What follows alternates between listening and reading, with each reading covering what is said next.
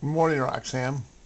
This is the video we took a couple weeks ago of you in regular motion, so you get to see it.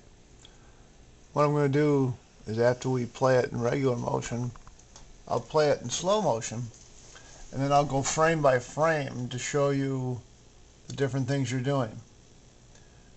We've talked about flight pattern, we've talked about continental grip on the right hand with the left hand in a eastern forehand grip, with the flight pattern dropping below the ball so that it can impart as much topspin, which allows you to hit the ball as hard as you want, and as long as you impart the topspin, then you're okay. So now let's look at it in slow motion. The racket comes back, drops down, but as you also notice, it's fairly flat, which means the racket comes through the ball. And let's look at that again. As the racket goes back, you have a nice shoulder turn on your toes. The racket drops down. You're stepping a little soon because then you can't bend. We talked about there's a step. Now there's the racket back.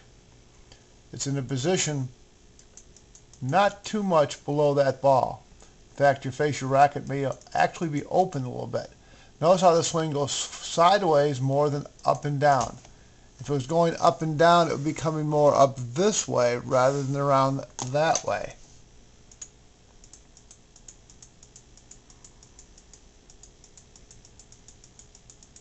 Let's look at another one. The ball comes in. Your shoulder turn. There's a good shoulder turn to start with. Racket's nice and high. It drops down, and again, you can see how it slightly opens when you go to hit in the sideways motion rather than an upward motion. Remember that the flight pattern looks like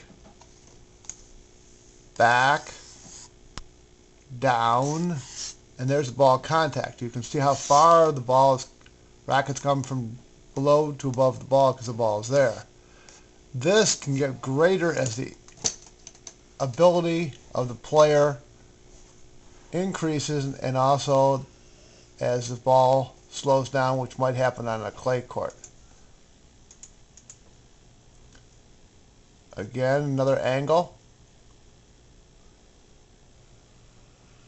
We've gotten rid of that little hitch that we talked about. Back. Oh, there's a little hitch back there, but not bad. And that's just a slight timing issue, but nothing to think about. I hope this helps you see what you're doing as we talk about it in your lessons.